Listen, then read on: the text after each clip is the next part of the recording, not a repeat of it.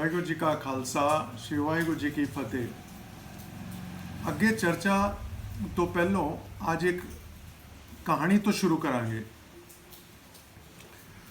ਇੱਕ ਵਾਰੀ ਇੱਕ ਬਹੁਤ ਵੱਡੀ ਯੂਨੀਵਰਸਿਟੀ ਦੇ ਵਿੱਚ ਇੱਕ ਪ੍ਰੋਫੈਸਰ ਹੋਏ ਜਿਨ੍ਹਾਂ ਨੂੰ ਬਹੁਤ ਗਿਆਨ ਸੀ ਔਰ ਉਹਨਾਂ ਨੇ ਉਸ ਕਾਲਜ ਦੇ ਹਰ ਪੋਸਟ ਦੇ ਵਿੱਚ ਬਹੁਤ ਬੱਚਿਆਂ ਨੂੰ ਪੜ੍ਹਾਇਆ ਔਰ ਗਿਆਨ ਦੀ ਇੰਤਹਾ ਯਾਨੀ ਉਹਨਾਂ ਨੂੰ ਇਹ ਅਹਿਸਾਸ ਹੋ ਗਿਆ ਸੀ, ਇਹ ਅਹਿਮ ਹੋ ਗਿਆ ਸੀ ਕਿ ਮੈਨੂੰ ਹੁਣ ਇਸ ਸੰਸਾਰ ਦਾ ਸਭ ਕੁਝ ਮਿਲ ਗਿਆ ਤੇ ਮੇਰੀ ਉਮਰ ਵੀ ਹੋ ਰਹੀ ਹੈ, ਚਲੋ ਹੁਣ ਪਰਮਾਤਮਾ ਨੂੰ ਵੀ ਪਾ ਲੈਂਦੇ ਹਾਂ।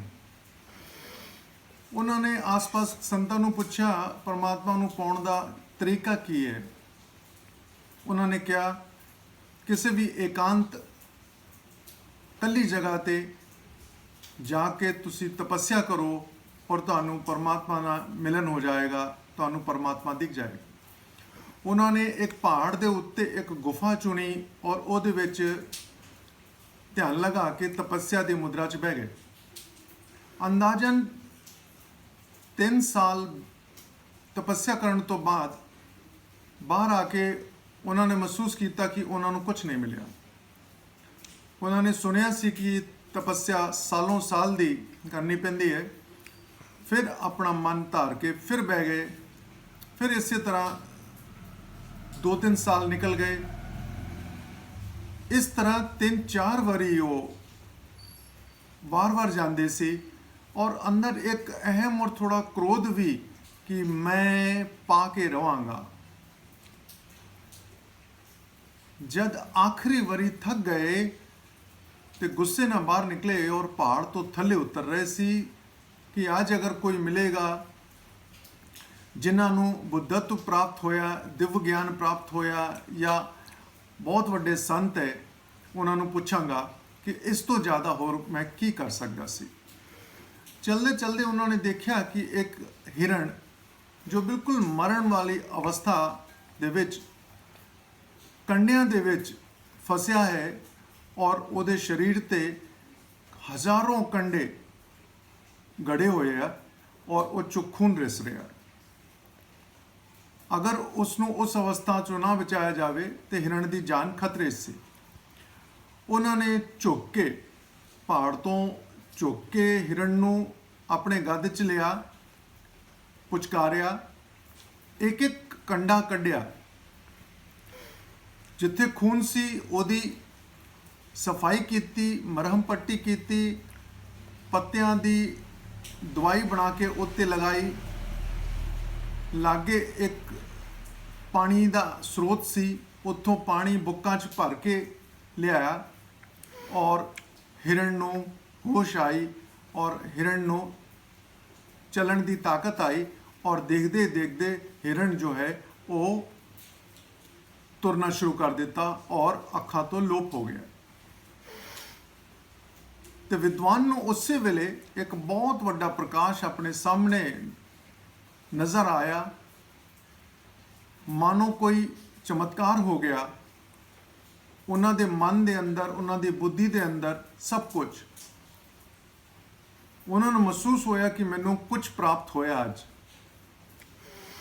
ਤੇ ਉਸੇ ਵੇਲੇ ਇਸ ਤੋਂ ਪਹਿਲਾਂ ਕਿ ਉਹ ਪੁੱਛਦੇ, ਆਕਾਸ਼ਵਾਣੀ ਹੋਈ, ਪ੍ਰਭੂ ਦੀ ਬਾਣੀ ਹੋਈ ਔਰ ਵਿਦਵਾਨ ਜੀ ਨੇ ਸਵਾਲ ਕੀਤਾ ਕਿ ਅੱਜ ਤੋਂ ਪਹਿਲਾਂ ਮੈਨੂੰ ਕਿਉਂ ਨਹੀਂ ਮਿਲੇ, ਕੀ ਕਮੀ ਰਹਿ ਗਈ ਮੇਰੇ 'ਚ। ਤੇ ਉਹਨਾਂ ਨੇ ਕਿਹਾ ਇਸ ਤੋਂ ਪਹਿਲਾਂ ਤੁਸੀਂ ਅਹਿਮ ਦੇ ਵਿੱਚ ਆਣ ਕੇ ਕਿਹਾ ਸੀ ਮੈਂ ਪਾ ਲਵਾਂਗਾ, ਮੈਂ ਪਾ ਕੇ ਰਵਾਂਗਾ। ਤੇ ਉਹ ਕਹਿੰਦੇ ਹੁਣ ਕੀ ਹੋਇਆ? ਕਹਿੰਦੇ ਹੁਣ ਤੁਹਾਡੇ ਮਨ ਦੇ ਅੰਦਰ ਦਇਆ ਆਈ, ਕਰੁਣਾ ਆਈ, ਦਇਆਲੁਤਾ ਆਈ ਔਰ ਇਹੋ ਹੀ ਆਤਮਾ ਦੇ ਗੁਣ ਹੈ। ਇਸ ਕਰਕੇ ਤੈਨੂੰ ਪਰਮਾਤਮਾ ਨਾਲ ਮਿਲਨ ਹੋਇਆ ਔਰ ਉਹਨਾਂ ਨੇ ਮਹਿਸੂਸ ਕੀਤਾ ਕਿ ਪਰਮਾਤਮਾ ਦੀ ਉਹ ਪੂਰੀ ਪ੍ਰਕਾਸ਼ ਔਰ ਸ਼ਕਤੀ ਉਹਦੇ ਵਿੱਚ ਆ ਗਈ। ਤੇ ਜਦ ਤਲਵੰਡੀ ਤੋਂ ਬਾਲਕ ਨਾਨਕ ਅੰਦਾਜ਼ਨ 11-12 ਸਾਲ ਦੀ ਉਮਰ 'ਚ ਆਪਣੇ ਪਿਤਾ ਦੀ ਨਜ਼ਰਾਂ 'ਚ ਨਿਠੱਲੇ ਤੇ ਕੁਝ ਕੰਮ ਨਹੀਂ ਕਰ ਸਕਦੇ, ਇਹਨਾਂ ਨੇ ਕਿਸੇ ਕੰਮ ਕੋਈ ਕੰਮ ਦੇ ਨਹੀਂ ਹੈਗੇ ਹੈ। ਉਸ ਵੇਲੇ ਫਿਰ ਗੁਰੂ ਨਾਨਕ ਦੇਵ ਜੀ ਬਾਲਕ ਨਾਨਕ ਵੈਰਾग्य ਵਾਲੀ ਜੀਵਨ ਵੀ ਜੀਣ ਲੱਗ ਪਏ ਕਿ ਦਿਨ ਪਰ ਲੰਮੇ ਪਏ ਰਹਿਣਾ, ਧਿਆਨ 'ਚ ਬੈਠੇ ਰਹਿਣਾ, ਖਾਣਾ ਪੀਣਾ ਵੀ ਘੱਟ ਕਰ ਦਿੱਤਾ, ਬੋਲਣਾ ਚਾਲਣਾ ਮਿਲਣਾ ਜੁਲਣਾ ਵੀ ਘੱਟ ਕਰ ਦਿੱਤਾ। ਪਿਤਾ ਦੇ ਕੋਲ ਹੁਣ ਕੋਈ ਰਸਤਾ ਨਾ ਬਚਿਆ ਤੇ ਉਹਨਾਂ ਨੇ ਸੋਚਿਆ ਹੁਣ ਇਹਨਾਂ ਦੀ ਵੱਡੀ ਭੈਣ ਜਿਨ੍ਹਾਂ ਦਾ ਵਿਆਹ ਹੋ ਚੁੱਕਿਆ ਸੀ ਸੁਲਤਾਨਪੁਰ ਲੋਧੀ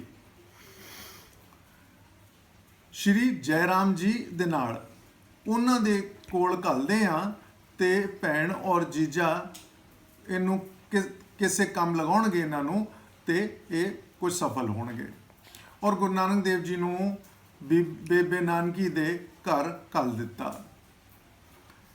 ਸ਼੍ਰੀ ਜੈਰਾਮ ਜੀ ਨੇ ਉੱਥੇ ਨਵਾਬ ਦੌਲਤ ਖਾਨ ਜੀ ਦੇ ਮੋਦੀ ਖਾਨਾ ਜਿੱਥੇ ਸਟੋਰ ਹਾਊਸ ਹੁੰਦਾ ਹੈ, ਵੇਅਰ ਹਾਊਸ ਹੁੰਦਾ ਹੈ, ਜਿੱਥੇ ਅਨਾਜ ਜਮ੍ਹਾਂ ਹੁੰਦਾ ਹੈ, ਉੱਥੇ ਮੋਦੀ ਦੀ ਨੌਕਰੀ, ਮੋਦੀ ਅਰਥਾਤ ਜੋ ਅਨਾਜ ਵੰਡਦਾ ਹੈ ਔਰ ਰੈਵਨਿਊ ਇਕੱਠਾ ਕਰਦਾ ਹੈ, ਚਾਹੇ ਪੈਸੇ ਦੇ ਤੌਰ ਤੇ ਚਾਹੇ ਕਾइंड ਮਤਲਬ ਇੱਕ ਚੀਜ਼ ਦੇ ਕੇ ਦੂਸਰੀ ਚੀਜ਼ ਲੈਣਾ, ਉਸ ਨੂੰ ਮੋਦੀ ਦੀ ਨੌਕਰੀ ਕਹਿੰਦੇ।